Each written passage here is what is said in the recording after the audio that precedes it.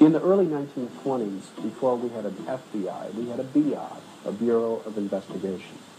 A young, ambitious, and unprincipled attorney named Jay-Edgar-Hoover was hired in the BI.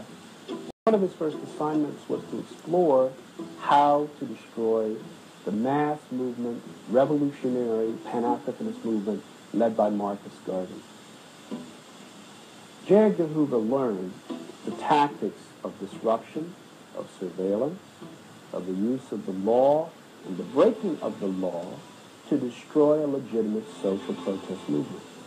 Jay-Edgar-Hoover really got his start in the surveillance of black radicals.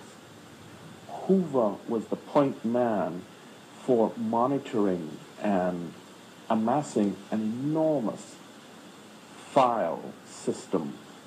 Among his very earliest cases was his pursuit of Marcus Garvey. J.Edgar Hoover had a particular thing in pursuing black leaders.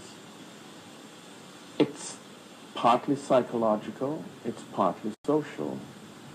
It's also partly a reflection of Hoover's strange sense of morality.